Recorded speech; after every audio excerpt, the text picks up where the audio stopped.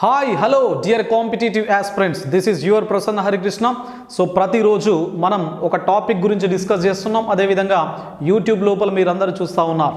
మరి మనం ఈరోజు ఈ సెషన్ లోపల మాట్లాడుకోబోయే టాపిక్ ఏంటి అంటే ఎముకలకు సంబంధించిన వ్యాధులు, డిసీజెస్ రిలేటెడ్ టు బోన్స్.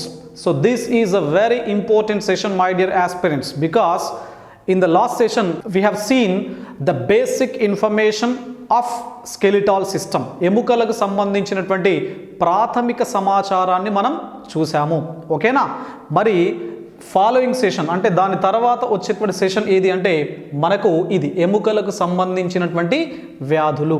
మరి ఏముంటాయి ఎముకలకు సంబంధించిన వ్యాధులు? వీటిపైన ఇప్పుడు నేను చెప్పే వాటిపైన ప్రతి వ్యాధి పైన మనకు ప్రశ్నలు రావడం జరిగింది గత ఎగ్జామ్స్ లోపల. ఓకేనా? సో మరొకసారి చూడండి. Number 1 rickets. సో రికెట్స్ అనే వ్యాధి. Number 2 osteomalacia. ఆస్టియోమలేషియా అని చెప్పేసి వ్యాధి. Number 3 arthritis. ఓకే, ఆర్థరైటిస్ అనే వ్యాధి. Number 4 spondylitis. Spondylitis. Number 5 gout. So gout. Number 6 rheumatoid arthritis. Rheumatoid arthritis. Number 7 osteoarthritis. Okay, osteoarthritis. Number 8 osteoporosis. So osteoporosis. Number 9 fluorosis. Fluorosis. Then finally osteosarcoma. Osteosarcoma. ఓకేనా? So ఇది మనకు ఈ రోజుకు సంబంధించినటువంటి session. ఇది చాలా చాలా ఇంపార్టెంట్, గుర్తుపెట్టుకోండి. వీటన్నింటిపైన మనకు గత కాంపిటేటివ్ ఎగ్జామ్స్ లోపల ప్రశ్నలు రావడం జరిగింది. ఓకేనా? So all the diseases have been asked in different competitive examinations, remember. Okay, so then come to first one, that is rickets. మరి ఏంటి రికెట్స్ అని గమనించినట్లయితే ఇది జనరల్గా మనకు వైటమిన్ డి ఉంటుంది. సో మీకు ఇంట్రొడక్షన్ సెషన్ లోపల చెప్పా. So vitamins are basically classified into 2 different heads. One is water soluble vitamins and the second one is fat soluble vitamins. So విటమిన్లను మనం బేసిక్గా 2 రకాలుగా మనం వర్గీకరించడం జరుగుతుంది. ఒకటి కొవ్వుల లోపల కరిగేటువంటి విటమిన్స్ అని చెప్పేసి, నీటి లోపల కరిగేటువంటి విటమిన్స్ అని చెప్పేసి. మరి ఇక్కడ డి ఏదైతే ఉందో, so this is fat soluble vitamin. ఇది బేసిక్గా కొవ్వుల లోపల కరిగే విటమిన్కు బెస్ట్ ఎగ్జాంపుల్. ఓకేనా?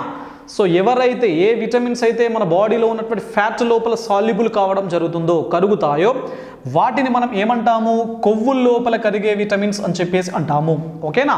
దానికి మనకి ఈ కాంటెక్స్ట్ లోపల బెస్ట్ ఎగ్జాంపుల్ ఏంటి అంటే వైటమిన్ డి. మరి ఎవరి లోపలనైతే ఈ వైటమిన్ డి అనేది అంటే అందుబాటు లోపల ఉండదు, సో వీరి లోపల ఇది ముఖ్యంగా రికెట్స్నే మనం పరిగణ లోపల తీసుకున్నట్లయితే ఈ రికెట్స్ అనేది వైటమిన్ డి లోపం వల్ల చిన్న పిల్లల లోపల, సో చిల్డ్రన్ లోపల కలిగేటువంటి వ్యాధి. So it is seen in the children due to lack of or deficiency of vitamin D.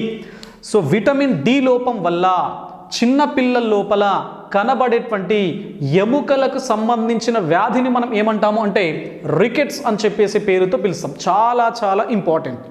మరి ఏం జరుగుతుంది అంటే ఎప్పుడైతే విటమిన్ డి లోపం జరుగుతుందో అప్పుడు చిన్నపిల్లల యొక్క ఎముకల లోపల కాల్షియం, ఫాస్ఫరస్, మనకు లాస్ట్ సెషన్ లోపల లాస్ట్ వీడియో లోపల మనం చూస్తాం ఎముకలు గట్టిగా దృఢంగా ఉండాలి అంటే మన ఎముకల లోపల ఏముండాలి? Calcium and phosphorus. మరి ఇక్కడ చిన్న పిల్లల యొక్క ఎముకల లోపల కాల్షియం ఫాస్ఫరస్ అనేది లోపించడం జరుగుతుంది. అంటే సరైన మోతాదు లోపల కాల్షియం ఫాస్ఫరస్ ఉండకపోవడం వల్ల, విటమిన్ డి వల్ల మరి ఇట్లాంటి పరిస్థితి ఏదైతే ఉందో దానివల్ల ఎముకలు మెత్తగా, స్మూత్గా, ఎముకలు మెత్తగా లేదా మృదువుగా మారిపోవడం జరుగుతుంది. So bones become smooth, you know. So ఇట్లాంటి కండిషన్ను మనం ఏమంటాము? రికెట్స్ అని చెప్పేసి అంటాం. చాలా చాలా ఇంపార్టెంట్, గుర్తుపెట్టుకోండి. చిన్న పిల్లల లోపల డి విటమిన్ లోపం వల్ల ఎముకలు కంప్లీట్గా మృదువుగా మెత్తగా మారే లక్షణము. సో ఎందుకు మారుతున్నాయి అంటే deficiency or lack of calcium and phosphorus or deficiency of vitamin D. Okay, then come to second one, simple. Osteomalacia. రెండవది ఏంటి? ఆస్టియోమలేషియా. మరి ఇక్కడ మీకు గత క్లాస్ లోపల చెప్పాను నేను, ఆస్టియా అనే టర్మ్ ఎక్కడొచ్చినా ఎప్పుడొచ్చినా గుర్తుపెట్టుకోవాలి. Osteo indicates bone. Okay, last class లోపల ఏం చెప్పాను? నేను టెక్నిక్స్ చెప్తున్నాను, గుర్తుపెట్టుకోండి. నేను చెప్పే టెక్నిక్స్ను మీరు కనుక గట్టిగా అంటే సమర్థవంతంగా కనుక గుర్తుపెట్టుకున్నట్లయితే తప్పనిసరిగా ప్రతి ఎగ్జామ్ లోపల మీకు మార్కులు వస్తాయి. ఫస్ట్ మీకు కాన్ఫిడెన్స్ బూస్ట్ అవుతుంది, మీకు సబ్జెక్ట్ ఈజీ అని చెప్పేసి నమ్మకం అనేది మీ లోపల కనబడడం జరుగుతుంది. ఓకేనా? కాబట్టి మరి ఆస్టియో అంటే బోన్ ఎప్పుడైనా గుర్తుపెట్టుకోవాలి. కాబట్టి ఎముకల గురించి చదివే శాస్త్రాన్ని ఏమన్నాము? ఆస్టియాలజీ అని చెప్పేసి అంటాం. Study of bones is osteology. Okay, then మరి ఇక్కడ మలేషియా అనే పదానికి అర్థం ఏంటి అంటే స్మూత్. మలేషియా అంటే అర్థం ఏంటి? స్మూత్. అంటే అర్థం ఏంటి? Bones become smooth in nature. Simple. ఎముకలు ఏ విధంగా మారుతున్నాయి? ఈ సందర్భం లోపల కూడా మృదువుగా, సున్నితంగా మారిపోవడం జరుగుతుంది. మరి ఎందుకు మారుతూ ఉన్నాయి అంటే same, that is vitamin D deficiency. So vitamin D లోపం వల్ల ఇట్లాంటి సింటమ్, ఇట్లాంటి వ్యాధి అనేది కనబడుతుంది. మరి ఎవరిలో కనబడుతుంది? ఇంపార్టెంట్. సో ఇది అడల్ట్స్, పెద్దవారి లోపల. సో పెద్దవారి లోపల ఎముకలు మృదువుగా మెత్తగా మారినట్లయితే విటమిన్ డి లోపం వల్ల అట్లాంటి వ్యాధిని ఏమంటున్నాము? ఆస్టియోమలేషియా అంటున్నాం. మరి సేమ్ థింగ్ చిన్నపిల్లల లోపల ఇట్లా మారినట్లయితే ఏమంటున్నాము? రికెట్స్ అని చెప్పేసి అంటున్నాం. సింపుల్. సో రికెట్స్ అనే పదం చిన్నగా ఉన్నది కాబట్టి చిన్న పిల్లలు. ఆస్టియోమలేషియా అనేది చాలా పొడవుగా, పెద్దగా ఉన్నది పెద్దవారి లోపల. రెండు కూడా ఏ విటమిన్ లోపం వల్ల కనబడేటువంటి వ్యాధులు? D vitamin. ఓకేనా? So then come to third one, arthritis. మూడవది ఏంటి? ఆర్థరైటిస్. సింపుల్. మళ్ళీ టెక్నిక్ చెప్తున్నాను, గుర్తుపెట్టుకోవాలి. ఐటిస్ అనే పదం మీకు ఐటిస్ లేదా సిస్. సో ఐటిస్ కానీ సిస్ కానీ ఈ రెండు పదాలు ఎక్కడొచ్చినా గుర్తుపెట్టుకోవాలి. Itis or sis indicates disease or disorder. So disease or disorder. So itis కానీ సిస్ కానీ చివరగా వచ్చినట్లయితే అక్కడ ఏదో లోపం ఉన్నట్లుగా, అక్కడ ఏదో వ్యాధి ఉన్నట్టుగా మీరు గుర్తుపెట్టుకోవాలి. ఓకేనా? మరి ఇక్కడ arthritis, itis nothing but disease. Arthra అనే టర్మ్ ఎక్కడొచ్చినా గుర్తుపెట్టుకోవాలి. మళ్ళీ ఆర్థ ఇండికేట్స్ జాయింట్. ఆర్థ్రా అనే పదము దేన్ని సూచిస్తుంది? జాయింట్ అంటే కీలును సూచించడం జరుగుతుంది. కీళ్ళు ఉంటాయి కదా మనకు. సో వాటిని ఇండికేట్ చేసే పదం ఏంటి అంటే ఆర్థ. కాబట్టి కీళ్ళ గురించి చదివే శాస్త్రాన్ని మనం ఏమంటాము? ఆర్థ్రాలజీ అంటాం. ఓకే, సో కీళ్ళ గురించి చదివే శాస్త్రం ఏంటి? ఆర్థ్రాలజీ అని చెప్పేసే పేరుతో మనం పిలవడం జరుగుతుంది. కాబట్టి జాగ్రత్తగా గమనించండి. సో ఆర్థ అనే పదము జాయింట్ లేదా కీలును ఇండికేట్ చేసే పదము. కాబట్టి కీళ్ళ గురించి చదివే శాస్త్రాన్ని ఏమంటున్నాము? ఆర్థ్రాలజీ అని చెప్పేసి అంటున్నాం. మరి ఇప్పుడు ఆర్థ్ర అంటే కీలు, ఐటిస్ అంటే ఏం చెప్పాను? వ్యాధి లేదా లోపం. కాబట్టి సింపుల్. ఇది this is considered as the normal joint pain. ఇది సాధారణంగా సాధారణ కీళ్ళ నొప్పిగా దీన్ని మనం పిలుస్తూ ఉంటాం. సో నార్మల్ జాయింట్ పెయిన్ అని చెప్పేసి అంటాం. ఓకేనా? మరి దీన్ని రిలీవ్ చేయడం కోసం, సో దీనికి ఉపశమనంగా దేని వాడడం జరుగుతూ ఉంటుందంటే venom of honeybees. So venom of honeybees. So తేనెటీగల యొక్క విషం ఏదైతే ఉందో, so venom of honeybees is used as a medication for relieving or treating arthritis disease. ఓకేనా? సో ఆర్థరైటిస్ కోసము తేనెటీగల యొక్క విషం ఏదైతే ఉందో సో దాన్ని కంప్లీట్గా మనం వాడడం జరుగుతుంది, అంటే మందుల తయారీ లోపల వాడి సో దీనికి రిలీవ్ అయ్యేటువంటి వివిధ రకాల డ్రగ్స్ను ప్రొడ్యూస్ చేయడం జరుగుతూ ఉంటుంది. ఓకేనా? సో ఇది third one. Then come to fourth one, spondylitis. So itis అంటే ఏంటి? మళ్ళీ వ్యాధి. స్పాండా అంటే అర్థం ఏంటి అంటే బ్యాక్ బోన్, సో వెన్నెముక. సో కాబట్టి సింపుల్, వెన్నెముకకు సంబంధించినటువంటి నొప్పిని జనరల్గా మనం అంటూ ఉంటాం బ్యాక్ ఏక్, బ్యాక్ పెయిన్ వచ్చింది అని చెప్పేసి. మరి బ్యాక్ పెయిన్ను లేదా వెన్ను నొప్పిని టెక్నికల్గా మనం ఏమంటున్నాము?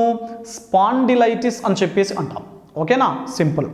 Then come to number 4, gout. మరి ఏంటి గౌట్ అంటే, సో జనరల్గా మన బాడీ లోపల ఒక వ్యర్థ పదార్థం అనేది ఏర్పడుతుంది, ఒక వ్యర్థ పదార్థం అనేది ఉత్పత్తి కావడం జరుగుతుంది. దాని పేరు ఏంటి అంటే యూరిక్ ఆమ్లము. దాని పేరేంటి? యూరిక్ ఆమ్లము. So uric acid is an excretory compound which is produced in our body. మరి ఈ యూరిక్ ఆమ్లము, యూరిక్ యాసిడ్ ఏదైతే ఉందో మన శరీరం లోపల యూరియా ఏర్పడుతుంది, యూరిక్ యాసిడ్ ఏర్పడుతుంది, కొద్ది మొత్తం లోపల అమోనియా కూడా ఏర్పాటు కావడం జరుగుతుంది. మరి ఇట్లాంటి కాంటెక్స్ లోపల ఈ యూరిక్ యాసిడ్ ఏదైతే ఉందో ఇది జనరల్గా ఉత్పత్తి అయిన తర్వాత ఏం కావాలి అంటే వ్యర్థ పదార్థము, కాబట్టి తప్పనిసరిగా మన శరీరం నుంచి బయటకు వెళ్ళాలి. కానీ అప్పుడప్పుడు ఇది వెళ్ళకుండా మన బ్లడ్ లోపల, రక్తం లోపల, అదేవిధంగా జాయింట్స్ లోపల, సో కీళ్ళ లోపల, రక్తం లోపల ఇది పేరుకుపోవడం జరుగుతుంది. సో ఫలితంగా ఎప్పుడైతే యూరిక్ ఆమ్లం అనేది చిన్న చిన్న రాళ్ళ రూపంలో ఉంటుంది, it is there in the form of crystals, చిన్న చిన్న రాళ్ళ రూపం లోపల, స్ఫటికాల రూపం లోపల ఉంటుంది. కాబట్టి మరి ఎప్పుడైతే ఈ జాయింట్స్ మధ్యలో, జాయింట్స్ దగ్గర కంప్లీట్గా ఇట్లాంటి యూరిక్ ఆమ్ల స్ఫటికాలు పేరుకుపోవడం వల్ల చాలా తీవ్రమైనటువంటి కీళ్ళ నొప్పి అనేది కనబడుతుంది. మరి ఈ విధంగా కలిగేటువంటి కీళ్ళ నొప్పిని మనం ఏమంటాం అంటే గౌట్ అని చెప్పేసి అంటాం. సింపుల్. సో యూరిక్ ఆమ్ల స్ఫటికాల వల్ల కనబడేటువంటి కీళ్ళ నొప్పిని గౌట్ అని చెప్పేసి పేరుతో మనం పిలుస్తూ ఉంటాము. గుర్తుపెట్టుకోవాలి. మరి ఇంపార్టెంట్ గుర్తుపెట్టుకోండి. సో దీన్ని ట్రీట్ చేయడం కోసం మనకు ఒక కెమికల్ ఉంది, దట్ ఈస్ కాల్చిసిన్. ఏంటది? Colchicine. So colchicine is the medication for treating gout disease. ఓకేనా? So crocus, autumn crocus, this is a chemical which is extracted from autumn crocus. ఆ మొక్క పేరేంటి? ఇది ఒక మొక్క. So autumn crocus. So autumn crocus అని చెప్పేసి మొక్క నుంచి దాన్ని టెక్నికల్గా ఏమంటాం అంటే ఇంకా colchicum autumnale. So colchicum autumnale is a scientific name of autumn crocus. ఈ ఆటమ్ క్రోకస్ అనేటువంటి మొక్క నుంచి మనము దేన్ని తీస్తున్నాం, దేన్ని ఎక్స్ట్రాక్ట్ చేస్తున్నాము? కాల్చిసిన్ అనేటువంటి ఒక కెమికల్ సబ్స్టాన్స్ని. మరి ఈ కాల్చిసిన్ అనేది ఎందుకు ఉపయోగపడుతుంది మనకు? గౌటు వ్యాధికి నివారణగా, గౌటు వ్యాధిని ట్రీట్ చేయడం కోసము మనం దాన్ని వాడడం జరుగుతున్నది. ఓకేనా? సో ఇది మరి మనకు గౌటు వ్యాధికి సంబంధించినటువంటి information. Then come to next one, that is rheumatoid arthritis. ఆరవదేంటి? Rheumatoid arthritis. సింపుల్.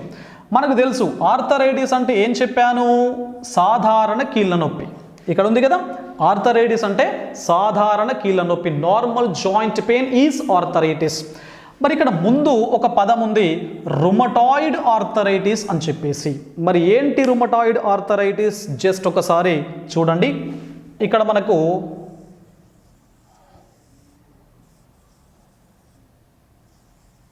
ఇట్లా రెండు బోన్స్ ఉన్నాయి, రెండు ఎముకలు అతికే ప్రదేశం ఈ ప్రదేశం ఉంది కదా. సో దీన్నే మనం ఏమంటాం సింపుల్గా? This location is called as joint, కీలు అంటాం. సో జాయింట్ లేదా కీలు. ఓకేనా? మరి ఈ జాయింట్స్ దగ్గర మనకు ఒక ద్రవరూప పదార్థం అనేది ఉంటుంది. So there is a liquid are fluid like substance at joint region. ఇదంతా కూడా మనకు ఒక ద్రవరూప పదార్థం. ఓకేనా? మరి ఈ ద్రవరూప పదార్థాన్ని ఏమంటాము అంటే సైనోవియల్ ద్రవం. So this fluid like substance is called as synovial fluids. ఓకేనా, సైనోవియల్ ద్రవం అని చెప్పేసి అంటాం. మరి ఈ సైనోవియల్ ద్రవాన్ని కప్పుతూ ఒక పొర ఉంటుంది. There is a layer that surrounds synovial fluids.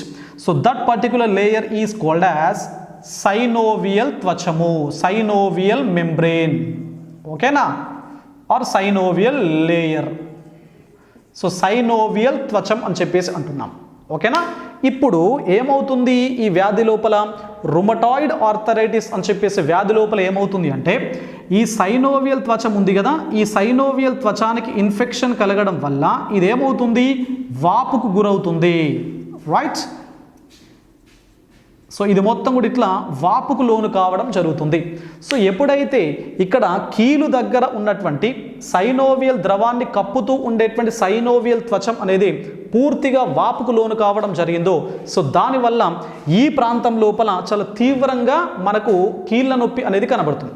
So ఇట్లాంటి వ్యాధిని మనం ఏమంటున్నాము, రుమటాయిడ్ ఆర్థరైటిస్ అని చెప్పేసి అంటాం. చాలా ఇంపార్టెంట్. ఓకేనా, సింపుల్. ఏంటి సింపుల్, ఇక్కడ సైనోవియల్ త్వచానికి ఏమైంది, వాపు వచ్చింది. So inflammation or swelling to synovial layer or synovial membrane leads to joint pain. So this particular joint pain can be called as rheumatoid arthritis. Okay na, so this is the sixth one. Then come to seventh one, osteoarthritis. Simple. Arthritis అంటే ఏం చెప్పుకున్నాము, ఎప్పుడైనా గుర్తుపెట్టుకోవాలి, ఐటిస్ చివరిగా వచ్చింది అంటే అది వ్యాధిని ఇండికేట్ చేస్తుంది. ఆర్థ్రా అని వచ్చింది అంటే అది జాయింట్, కీళ్ళను ఇండికేట్ చేస్తుంది. దెన్ ఆస్టియో అని వచ్చింది అంటే అది ఎముకను ఇండికేట్ చేస్తుంది. కాబట్టి సింపుల్. గతం లోపల చాలా సందర్భాల లోపల ప్రశ్నలు అడిగినారు. ఏమడిగినారు, ఆస్టియో ఆర్థరైటిస్ అనేది ఒక అంటాడు. ఆప్షన్ ఏ కాలేయ సంబంధిత వ్యాధి, ఆప్షన్ బి జీర్ణకోశ సంబంధిత వ్యాధి, ఆప్షన్ సి మూత్రపిండ వ్యాధి, ఆప్షన్ డి ఎముకలకు సంబంధించిన వ్యాధి. సో ఇట్లా మీకు ప్రశ్నలు ఉంటాయి. సింపుల్. మీరు బేసిక్గా ఏం గుర్తుపెట్టుకుంటారు, ఇవన్నీ కూడా ఎముకలకు సంబంధించిన వ్యాధులు అని చెప్పేసి గుర్తుపెట్టుకోవాలి. ఇప్పుడు ఒక్కొక్క దాన్ని మీరు డీటెయిల్గా చదవాలి. ఓకేనా, సో మరి ఆస్టియో ఆర్థరైటిస్, ఆస్టియా అంటే ఎముక, ఆర్థ్రా అంటే కీలు, ఐటిస్ అంటే నొప్పి లేదా వ్యాధి. మరి ఇప్పుడు ఏమవుతుంది అంటే, ఇక్కడ కీళ్ళ ప్రాంతం లోపల ఏ ద్రవం ఉంటుంది అని చెప్పేసి అంటున్నాను, సైనోవియల్ ద్రవం. ఓకేనా, సో వయస్సు పెరుగుతున్న కొద్దీ ఏం జరుగుతుంది అంటే ఈ సైనోవియల్ ద్రవం అనేది అరిగిపోతుంది. ఓకేనా, సో వయస్సు పెరుగుతున్న కొద్దీ సైనోవియల్ ద్రవం అనేది తగ్గితే, అరిగిపోతే ఏమవుతుంది, ఇక్కడ ఏమాత్రం సైనోవియల్ ద్రవం లేదు అనుకోండి. సో సైనోవియల్ ద్రవం వల్ల ఏమవుతుంది అంటే, రెండు ఎముకలు ఉంటాయి. ఫర్ ఎగ్జాంపుల్ ఇదొక బోన్, ఇదొక బోన్. ఈ రెండు బోన్స్ ఈజీగా ఫ్లెక్సిబుల్గా ఈ విధంగా మూవ్ అవుతాయి ఎప్పుడు సైనోవియల్ ద్రవం ఉంటే. ఒకవేళ సైనోవియల్ ద్రవం లేదు అనుకోండి, అప్పుడు ఏమవుతుంది అంటే సైనోవియల్ ద్రవం కనుక లేకపోతే రెండు ఎముకలు ఏమవుతాయి, ఒకదానికొకటి రాపిడికి లోనవుతాయి. రైట్, సో ఈ విధంగా రాపిడికి గురవుతాయి. సో దీనివల్ల తీవ్రంగా జాయింట్ పెయిన్ అనేది మనకు కనబడుతుంది. సో ఇట్లాంటి జాయింట్ పెయిన్ ఏమంటాం అంటే ఆస్టియో ఆర్థరైటిస్ అని చెప్పేసి అంటాం. ఓకేనా, osteo arthritis. So decrease volume or decrease amount of synovial fluid at the joint region causes severe joint pain. So this particular disease or this particular phenomenon or process or a characteristic feature can be called as osteoarthritis. Okay now, then come to next one, osteoporosis. Osteoporosis. There is a hormone, there is an hormone in our body, that is parathormone. ఆ hormone పేరేంటి, parathormone. Right, so parathormone అనేది ఒక hormone యొక్క పేరు. ఇది మరి జనరల్గా ఇది మన బాడీ లోపల కాల్షియం ఫాస్ఫరస్ యొక్క స్థాయిని నియంత్రించడం జరుగుతుంది. It regulates the calcium phosphorus levels in our body. మరి ఈ విధంగా ఉండేటువంటి ఈ కాల్షియం ఫాస్ఫరస్ లెవెల్స్ను నియంత్రించేటువంటి పారాథార్మోన్ అనేది ఒకవేళ మన శరీరం లోపల ఎక్కువగా ఉత్పత్తి అయిందనుకోండి, అప్పుడు ఏం జరుగుతుంది అంటే మనకు ఇది ఎముక కదా, సో ఎముక లోపల ఏముంటాయి, మొత్తం కూడా ఇట్లా కాల్షియం ఫాస్ఫరస్ ఉంటాయి, ఇట్లా కాల్షియం ఫాస్ఫరస్. మరి ఒకవేళ పారాథార్మోన్ కనుక మన శరీరం లోపల బాగా ఉత్పత్తి అవుతే ఏమవుతుంది అంటే ఈ ఎముకల పైన చిన్న చిన్న హోల్స్ పడతాయి, రంధ్రాలు, రైట్. సో ఈ విధంగా రంధ్రాలు పడి లోపల ఉన్నటువంటి కాల్షియం ఫాస్ఫరస్ మొత్తం కూడా ఈ విధంగా బయటకు వస్తుంది, right. So reabsorption of calcium phosphorus will take place due to hypersecretion of parathormone. So this entire episode will lead to a disease called osteoporosis. ఓకేనా, సింపుల్. ఆస్టియో అంటే ఎముక, సిస్సు వస్తే వ్యాధి, పోర్ అంటే అర్థం ఏంటి అంటే రంధ్రము, హోల్ అన్నమాట. సో పోర్ అనే పదం ఎక్కడొచ్చినా గుర్తుపెట్టుకోవాలి, రంధ్రము. కాబట్టి పారాథార్మోన్ అనేది ఎక్కువగా ఉత్పత్తి కావడం వల్ల ఎముకల పైన చిన్న చిన్నగా రంధ్రాలు పడి ఎముకల లోపల ఉండేటువంటి కాల్షియం ఫాస్ఫరస్ మొత్తం కూడా బయటకు వచ్చినట్లయితే దానివల్ల ఏమవుతుంది, ఎముకలు మొత్తం కూడా పెలుసుగా మారిపోతాయి. Bones will become fragile in nature. ఎముకలు మొత్తం పెలుసుగా మారిపోతాయి. ఇట్లాంటి లక్షణాన్ని మనం ఏమంటున్నాము అంటే ఆస్టియోపోరోసిస్ అని చెప్పేసి అంటున్నాం. ఓకేనా. Then number 9 fluorosis.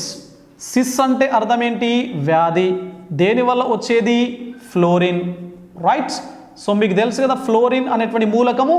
మరి ఫ్లోరిన్ అనేది ఎక్కడ దొరుకుతుంది మనకు, జనరల్గా మనకు డ్రింకింగ్ వాటర్, తాగే నీటి లోపల మనకు ఎక్కువ మొత్తం లోపల ఏం దొరుకుతుంది, ఫ్లోరిన్ అని చెప్పేసి ఎలిమెంట్. మరి తాగే నీటి లోపల ఒకవేళ మోతాదుకు మించినటువంటి ఫ్లోరిన్ కనుక ఉంటే, జనరల్గా fluorine is present in the form of fluoride in the drinking water.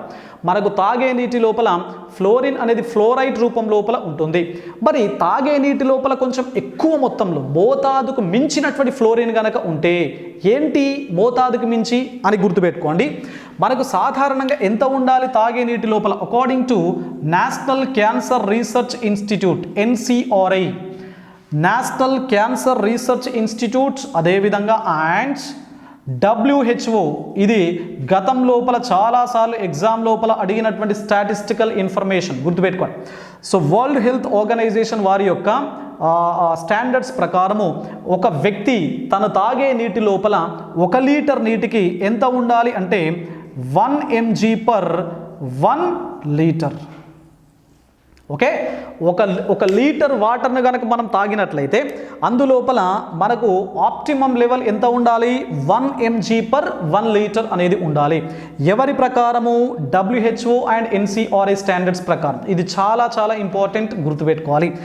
లేదా మీకు అప్పుడప్పుడు ఆప్షన్స్ లోపల ఒకవేళ ఇట్లా ఇచ్చినా కూడా 0.7 mg to 1.2 mg/1 litre. So 0.7 milligrams to 1.2 milligrams per 1 liter ఇచ్చినా కూడా that will be the right answer. ఓకేనా.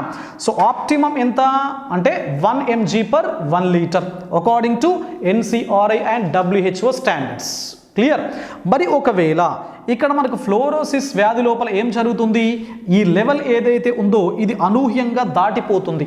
అంటే 1 లీటర్ నీటికి 2 mg 3 mg 4 mg ఫ్లోరైడ్ ఉన్నటువంటి వాటర్ని కనుక మనం తాగామనుకోండి, అప్పుడు ఏమవుతుంది అంటే మన దంతాలు మొత్తం కూడా పసుపు రంగు లోపలికి మారిపోతాయి. సో ఎల్లోయింగ్ ఆఫ్ టీత్స్, దంతాలు పసుపు రంగు లోపలికి మారడం నంబర్ 1.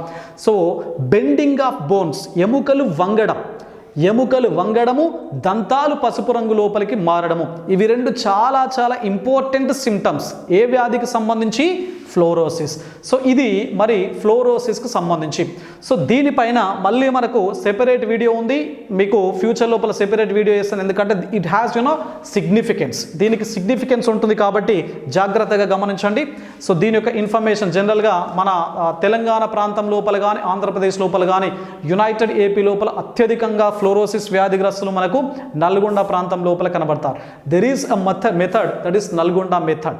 సో ఇవన్నీ కూడా నేను ఫ్యూచర్ లోపల మీకు చెప్తాను. జస్ట్ ఏంటి, తాగే నీటి లోపల అత్యధిక మొత్తం లోపల ఫ్లోరిన్ కంటెంట్ కనుక పెరిగితే దానివల్ల మన టీత్స్ ఎల్లో కలర్ లోపలికి మారడము, ఎముకలు కంప్లీట్గా వంగడం అనేది జరుగుతుంది. సో దీన్నే ఏమంటున్నాం అంటే ఫ్లోరోసిస్ అంటున్నాం. ఓకేనా.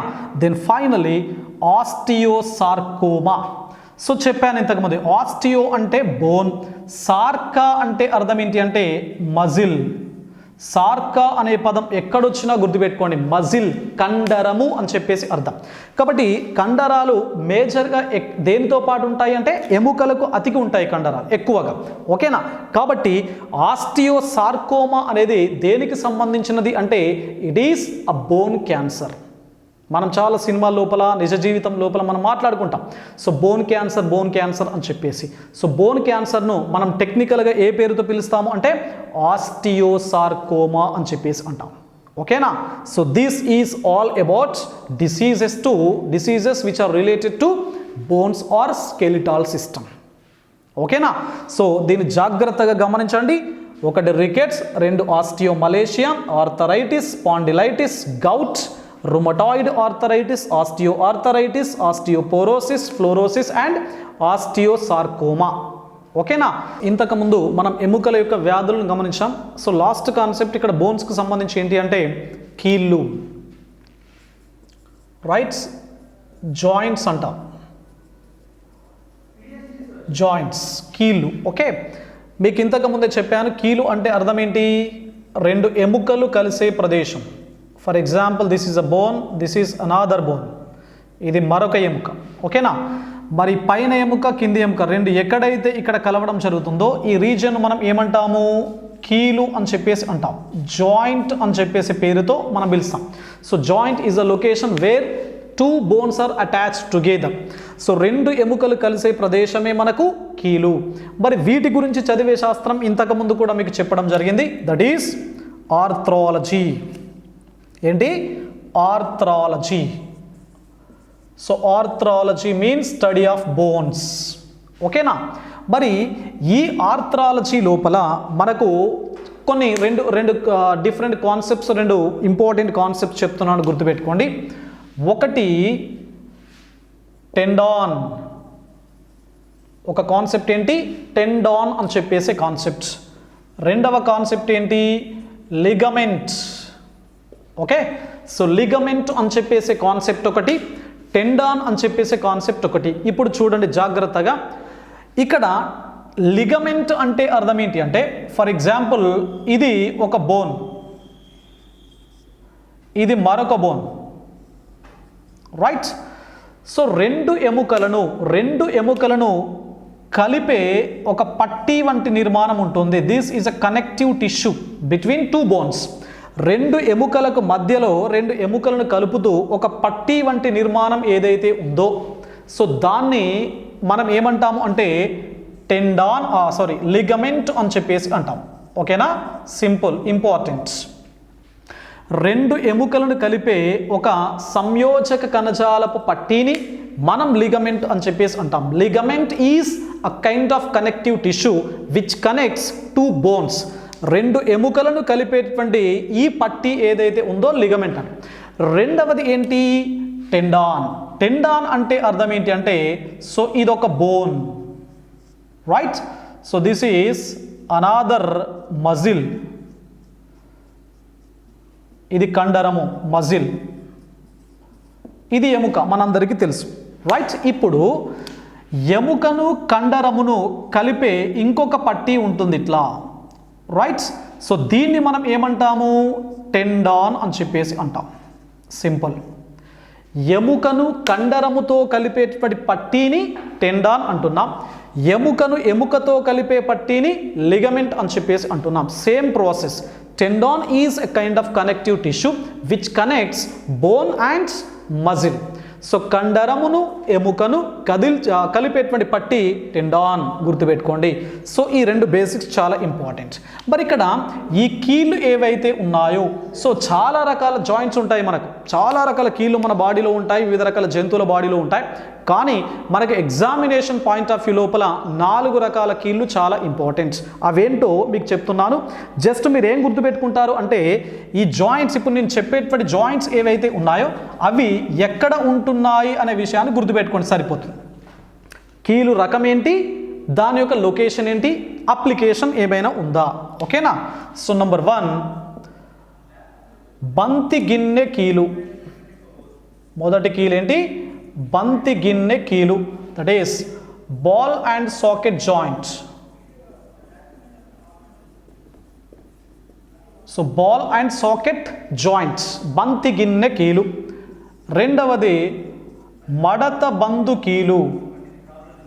రెండవ కీలు ఏంటి? మడత బందు కీలు. So hinge joint, hinge joint, hinge joint అని చెప్పేసి అంటున్నాం. మూడవది ఏంటి అంటే జారెడు కీలు, జారెడు కీలు. So gliding joint, so gliding joint అని చెప్పేసి అంటున్నాం. Then finally we have got another joint that is బొంగరపు కీలు, బొంగరపు కీలు. So pivot joint, so pivot joint. ఓకేనా?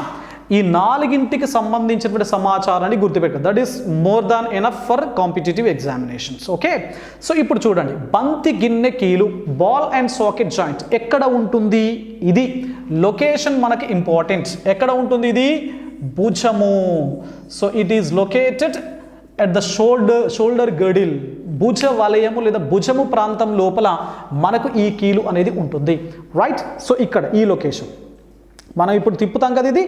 సో ఇది తిరుగుతుంది అంటే కారణం ఏంటి? ఇదొక బోను, దీన్ని ఏమంటాం? హ్యూమరస్ అంటాం, దీన్ని హ్యూమరస్. సో దిస్ ఈస్, ఇక్కడ మనకు రెండు ఎముకలు ఉంటాయి. ఆల్రెడీ మీకు ఎముకల గురించి చెప్పేటప్పుడు చెప్పాను. ఒకటి స్కాప్యులా, రెండవది క్లెవికల్. రెండు ఎముకలు ఉంటాయి, స్కాప్యులా, క్లెవికల్ అండ్ హ్యూమరస్. ఈ మధ్య లోపల మనకు ఇక్కడ ఇది ఈ ఎముక, ఈ ఎముకలు కలిసే ప్రదేశం లోపల ఉండేటువంటి కీలు ఏదైతే ఉందో సో దాన్ని బంతి గిన్నె కీలు, బాల్ అండ్ సాకెట్ జాయింట్ అని చెప్పేసి అంటాం. ఓకేనా? దెన్ నంబర్ 2 మడత బందు కీలు. పేరులోనే ఉంది మడత బందు అంటే so it is useful for folding, అంటే కొంత ఫోల్డ్ కావడానికి ఈ జాయింట్ అనేది ఉపయోగపడుతుంది. ఎక్కడ ఉంటుంది? Where is the location of this particular joint అంటే so this is the location. ఏంటిది? మోచేయి అంటాం మనం. రైట్? So elbow. సో ఈ ఎముక, ఈ ఎముక, ఇది కీలు. సో రెండు ఈజీగా ఫోల్డ్ అవుతున్నాయి కదా. సో ఇది మోచేతి లోపల ఉండేటువంటి కీలు. సో లొకేషన్ ఈజ్ ఎల్బో, మోచేయి. అదేవిధంగా మనకు ఫీమర్ ఉంది కదా. సో ఈ ఫీమర్ అనేది ఏదైతే ఉందో కింద కూడా మనకు మోకాలు ఉంటుంది కదా. So at the location of femur or at patella, మోకాలు చిప్ప దగ్గర. రైట్? సో ఇది మనకు at the location of patella అంటే మోకాలు చిప్ప దగ్గర కూడా మనకి ఇక్కడ కాలు ఫోల్డ్ కావడం జరుగుతుంది, రెండు ఎముకలు ఫోల్డ్ కావడం జరుగుతుంది. సో కాబట్టి ఇది మడత బందు కీలుకు సంబంధించి. Then come to third one, జారెడు కీలు, gliding joint. This particular joint is useful for gliding process. Gliding అంటే అర్థం ఏంటి? జారడానికి ఉపయోగపడుతుంది. మరి ఎక్కడ ఉంటుంది జారడానికి అంటే for example this is a wrist region. Okay, ఈ రిస్ట్ రీజియన్ దగ్గర ఉండేటువంటి బోన్స్ 8 ఉంటాయి. మీకు ఆల్రెడీ బోన్స్ చెప్పేటప్పుడు చెప్పాను, లాస్ట్ వీడియో చూడండి మీరు. ఇక్కడ రిస్ట్ మణికట్టు ప్రాంతం లోపల 8 ఎముకలు ఉంటాయి. ఈ 8 ఎముకలను మనం ఈ విధంగా తిప్పామనుకోండి ఇట్లా. సో ఫర్ ఎగ్జాంపుల్ చైన్ ఏం చేస్తున్నాం మనము? ఫోల్డ్ చేస్తున్నాం. ఇట్లా ఫోల్డ్ చేసినప్పుడు ఏమవుతాయి? ఈ 8 ఎముకలు ఒకదానిపైకి ఒకటి ఎక్కుతాయి, ఇట్లా ఓవర్లాప్ అవుతాయి ఇట్లా. సో ఓవర్లాప్ అంటే జారడం జరుగుతూ ఉంటుంది. So first location is wrist region, మణికట్టు. సో మణికట్టు ప్రాంతము. ఓకేనా? రెండవ లొకేషన్ ఏంటి అంటే మన వెన్నెముక లోపల మీకు గతం లోపల చెప్పాను 26 vertebrae or bones are present in the back bone. 26 ఎముకలు ఉంటాయి పెద్దవారి లోపల, 33 ఎముకలు ఉంటాయి చిన్నపిల్లల లోపల. ఓకేనా? మరి ఈ 26 ఎముకలు మనం ఒకవేళ for example if you bend your body like this, ఇట్లా బెండ్ చేశారనుకోండి ఏమవుతాయి? లాస్ట్ 26th బోన్ ఉంది కదా, అది 25th బోన్ పైకి ఈ విధంగా ఓవర్లాప్ అవుతుంది. 25th 24th పైకి, 24th 23rd పైకి, ఇట్లా మళ్ళీ ఎప్పుడైతే మనం స్ట్రైట్గా ఉన్నామో మళ్ళీ యథాస్థానానికి వస్తాయి. వంగినప్పుడు సో ఇట్లా ఓవర్లాప్. దెన్ సో ఇట్లాంటి మెకానిజం అనేది మనకు ఈ జారెడి కీలు దగ్గర ఉంటుంది. రెండవ లొకేషన్ ఏంటి? వెన్నెముక, బ్యాక్ బోన్. ఓకేనా? So these are the 2 locations where gliding joint is present. ఓకేనా? Then come to last one, that is బొంగరపు కీలు, పైవట్ జాయింట్. బొంగరం ఏం చేస్తుంది? ఇట్ రొటేట్స్ లైక్ దిస్, రౌండ్గా రొటేట్ అవుతుంది, తిరుగుతుంది కదా బొంగరము. మరి ఈ మాదిరిగా మన బాడీ లోపల కొన్ని కీళ్ళు ఉంటాయి, అవి తిరుగుతాయి. కంప్లీట్గా 100% బొంగరం మాదిరిగా తిరగవండి, గుర్తుపెట్టుకోవాలి. లైట్గా ఇట్లా బొంగరం మాదిరిగా రొటేట్ అవుతాయి అన్నాడు. ఎక్కడ ఉంటుంది అంటే, so this is present at neck region, మెడ ప్రాంతం లోపల మనకు ఇది కనబడుతుంది. ఫర్ ఎగ్జాంపుల్ ఇది ఉంది కదా మెడ, ఇక్కడ ఎముకలు ఉన్నాయి కదా. సో ఇప్పుడు దీన్ని నేనేం చేస్తున్నాను చూడండి, మెడను మనం రొటేట్ చేస్తాం కదా. సో ఈ విధంగా తిప్పడానికి ఉపయోగపడేటువంటి కీలు ఏ రకానికి సంబంధించినది అంటే బొంగరపు కీలు. ఓకేనా. So this is all about joints. మరి అప్లికేషన్స్ ఒకవేళ అడిగితే, ఫర్ ఎగ్జాంపుల్ ఫాస్ట్ బౌలర్స్ ఉంటారు కదా, మన క్రికెట్ లోపల ఫాస్ట్ బౌలింగ్ వేస్తూ ఉంటారు ఇట్లా. సో ఫాస్ట్ బౌలింగ్ వేసేటప్పుడు ఏ జాయింట్స్ను మనం ఎక్కువగా యూజ్ చేస్తాం? బౌలింగ్ వేస్తున్నాం అంటే అర్థం ఏంటి, ఈ జాయింట్ ఉపయోగపడుతుంది. దెన్ ఈ విధంగా ఫోల్డ్ చేసి మనం బాల్ వేస్తాం కదా, ఇక్కడ ఫోల్డ్ అంటే ఇదేంటి, మడత బందు కీలు మరియు పంతి గిన్నె కీలు. So ball and socket joint and hinge joint, 2 joints are useful for fast bowlers. Then spin bowlers ఎట్లా అని గమనించినట్లయితే, స్పిన్ బౌలర్స్ అంటే బాల్ వేస్తున్నాడు కాబట్టి ఒకటి ఏంటి, బంతి గిన్నె కీలు, రెండవది మడత బందు కీలు. స్పిన్ బౌలర్స్ లెగ్ స్పిన్ కానీ ఆఫ్ స్పిన్ కానీ, of spin and leg spin. So of spin వేసినా లెగ్ స్పిన్ వేసినా తప్పనిసరిగా మణికట్టు ఏమవుతుంది, రొటేట్ అవుతుంది. రొటేట్ అవుతుంది అన్నట్టే అంటే మనకు తప్పనిసరిగా ఏ కీలు వాడుతున్నట్లు, జారెడ్ కీలు. కాబట్టి స్పిన్ బౌలర్స్ లోపల 3 రకాల కీళ్ళు వాడబడతాయి.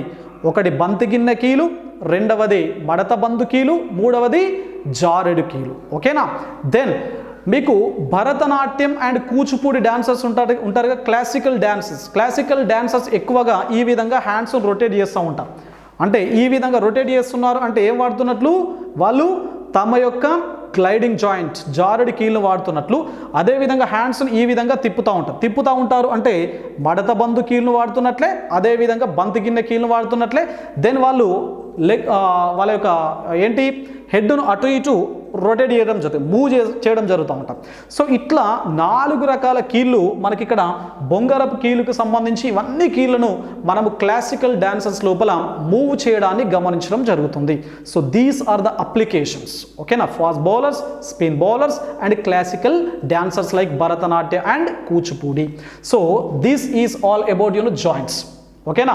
సో ఈ సెషన్ లోపల మనం ఏం చూస్తాము, ఒకటి ఎముకలకు సంబంధించినటువంటి వ్యాధులు, రెండవది జాయింట్స్. సో దీంతో మనకు అస్థిపంజర వ్యవస్థ అనేది పూర్తయింది. సో నెక్స్ట్ సెషన్ లోపల మనం మజిల్స్, కండరాల గురించి మనం మాట్లాడదాం. చాలా ఇంపార్టెంట్ ఆస్పెక్ట్, బేసిక్ ఇన్ఫర్మేషన్ చాలా ఇంపార్టెంట్. ఓకేనా. So thank you. Watch Prasanna Harikrishna's winners online classes. My dear aspirants, మీరందరూ కూడా ఈ ఛానల్ సబ్స్క్రైబ్ చేసుకోండి. అదేవిధంగా బెల్ ఐకాన్ను క్లిక్ చేయండి. బెల్ ఐకాన్ను క్లిక్ చేస్తే మీకు నేను చెప్పినటువంటి ప్రతి వీడియో అనేది కంప్లీట్గా మీకు అందుబాటు లోపలికి వస్తుంది. అదేవిధంగా మీ ఫ్రెండ్స్ అందరికీ కూడా ఈ వీడియోను ఫార్వర్డ్ చేయండి, వాళ్ళని కూడా సబ్స్క్రైబ్ చేయండి అని చెప్పేసి వాళ్ళకి ఇన్ఫర్మేషన్ ఇవ్వండి. Right. So thank you one and all.